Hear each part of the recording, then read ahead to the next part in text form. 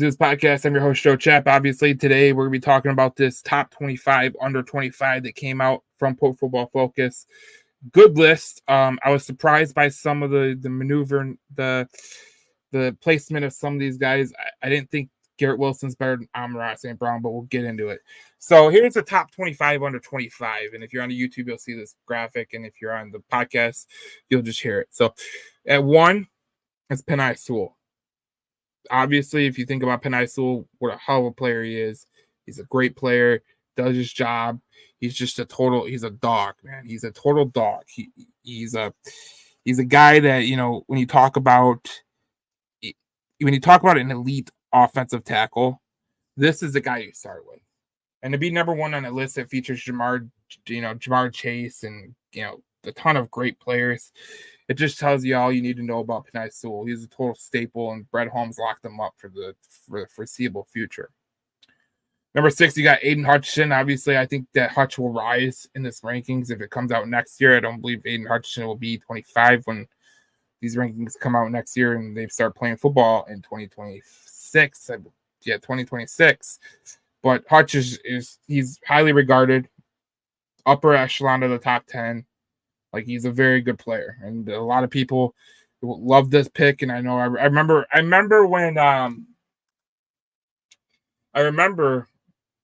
when that draft happened. Okay, I didn't think that Aiden Hutchinson would get to the Detroit Lions, so I was thinking, maybe Kayvon Thibodeaux. Maybe I really didn't like the Trayvon Walker type thing. I liked Thibodeaux more than Walker, but I was hoping that Hutchinson would fall to us. He fell to us. Trayvon Walker went number 1, and the rest is history. I think that the two best pass rushers went after the first overall pick, Trayvon Walker. At number 11 is Amon-Ra St. Brown, which is funny because at 10 was Garrett Wilson. And I do think that Amon-Ra St. Brown is a better overall receiver than Garrett Wilson. I think that Garrett Wilson, obviously, he's had some quarterback issues. He really hasn't had anybody to throw him the ball. But I don't think that you could really say that Garrett Wilson's better than Amon-Ra St. Brown from the production standpoint, from the draft position standpoint. Garrett Wilson was a first-round pick. This was kind of expected of him. Amon-Ra St. Brown, this wasn't expected. And that's what I find this last half of this whole top 25 under 25 so fascinating. So we know Penei Sewell was a top 10 pick, but he was in the lower half of the top 10. I think it was 7th. Aiden Hutchinson was the number 2 overall pick, so that don't count. Amon-Ra St. Brown was a late round pick, a day 3 pick. But Sam Laporta was a 2nd round pick, and Jahmyr Gibbs was a top 15 pick still. But it's not like you're getting like a top 10. You know what I'm saying? That's the way it is. So for Jahmyr Gibbs and Sam Laporta after a rookie year to be on there is pretty special. And you could really make the case that Brian Branch deserved to be on there as well. And when you look at this team going forward, like I always tell people this young core that they got is elite.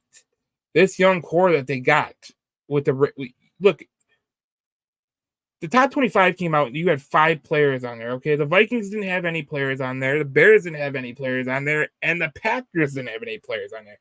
And when you look at this 23 or younger, the Lions have 9 players under 23. Think about that. 9 players under 23. Penei Sewell, Ali McNeil, Sam Laporta, Kirby Joseph, Aiden Hutchinson, Jack Campbell, Jameson Williams, Brian Branch, Jahmyr Gibbs. When you look at all that, like, I don't care how you say it. I don't care how you slice it. Like, to have 9 guys under 23. And it doesn't look, I don't care if you think Kirby Joseph isn't that great of a player, okay? That's not what I'm worried about. Just think of the upper echelon talent that you have. Penei Sewell is one of the best offensive tackles in the game. Sam Laporta is one of the best tight ends in the game. Hutch is certainly making his way up to the top 10 of pass rushers. Jack Campbell, I like what I saw in the last, part of the year. I think that he's going to have a really great year in year 2. Brian Branch, I mean, it goes without notice. Like he's one of those X factor guys. He was one of your best completion percentage last year. Pass breakups last year, he led the team with 11. His receptions percentage against was 64.2, 64.5, which was 3rd on the Detroit Lions, and his missed tackle rate was 2nd. next to Jack Campbell. And that's another guy on this list who, look, when you talk about this young core that we've listed, Jack Campbell, Brian Branch, the top two in the missed tackle rate. They had a missed tackle rate under 11. And then you look at this team, man, like the receptions against. Like, look at this. Brian Branch, again, 64.5, which we went over that again. But that's the way it is. So, like, and you look at the pass breakups. As a rookie, Brian Branch led the team.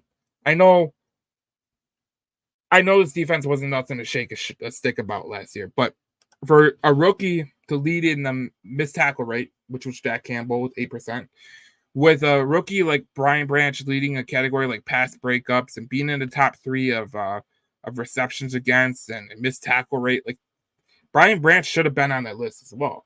You could have made the case for Brian Branch as well. And I don't think Jack Campbell's far behind in that 25 or younger top 25. So when I look at this top 20, I look at this top 25 and see that the Lions have 5 players on the top 25. Realistically, I could say that Brian Branch deserved to be on there.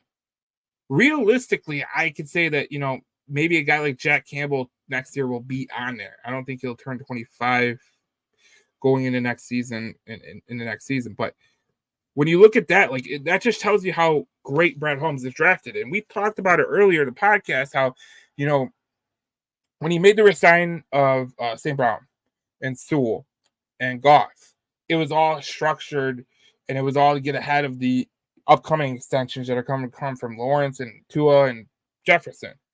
And when you look at what he does in the draft, I mean, the amount of young talent that you have in Detroit is phenomenal.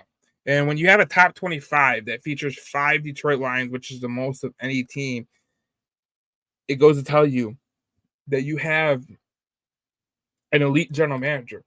Because a lot of people could say, they could sit here, a lot of people could sit here and say that, Brad Holmes is drafted early in the first round, which he has, for the first 2 years. Last year he drafted, this year he drafted 27th. So that didn't equate to this year. But when you look at Jahmyr Gibbs, I mean, they traded back. He was like the 12th pick overall. Sam Laporta was a second-round pick. Amon-Ra St. Brown was a day 3 pick.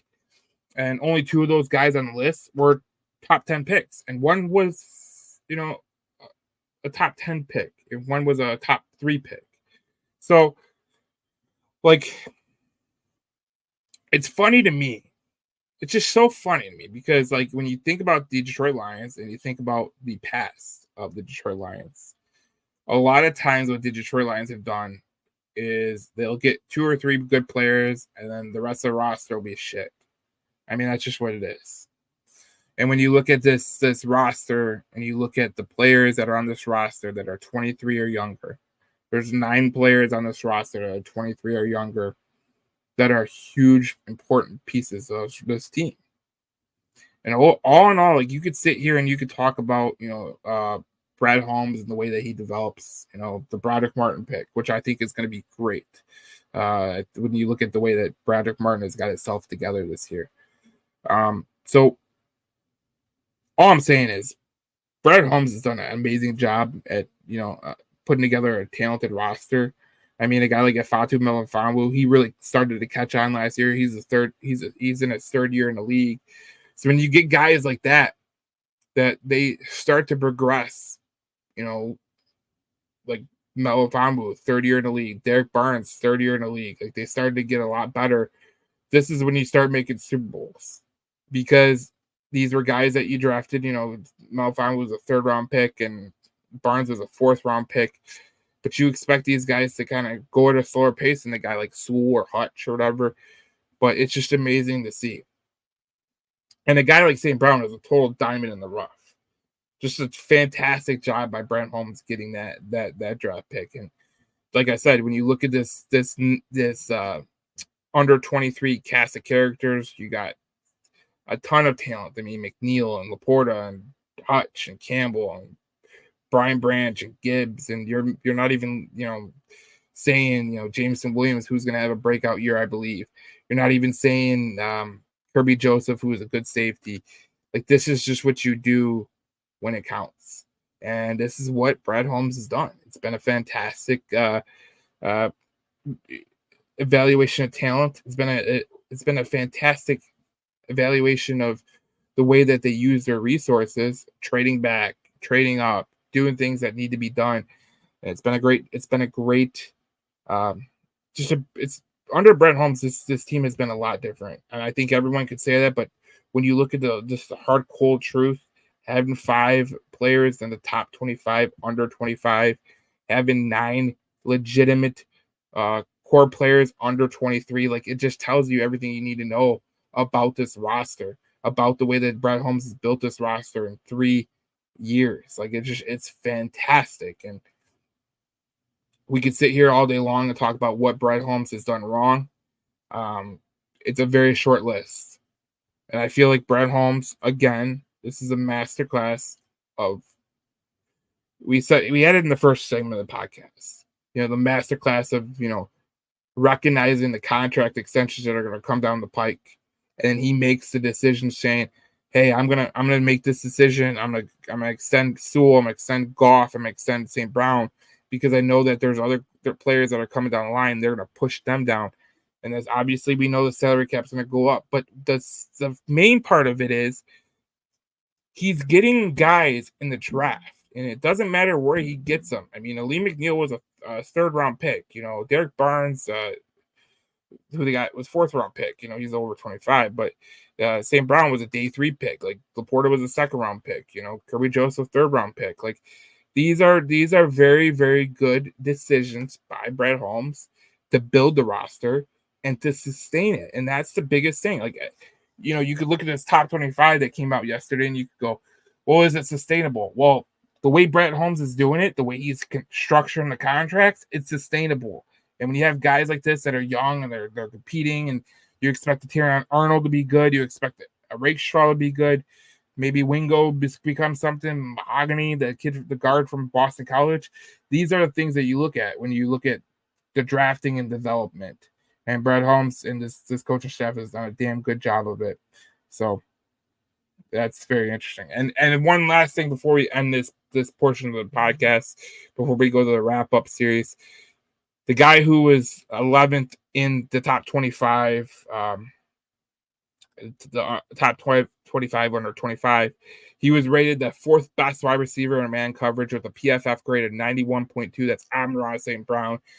Just another phenomenal draft pick by Brett Holmes to get it done. And he re-signed him. He's not even the highest paid wide receiver anymore. It's AJ Brown, and pretty soon he'll be the 3rd highest paid wide receiver. And when you're the 4th best wide receiver in man coverage, that tells me everything I need to know.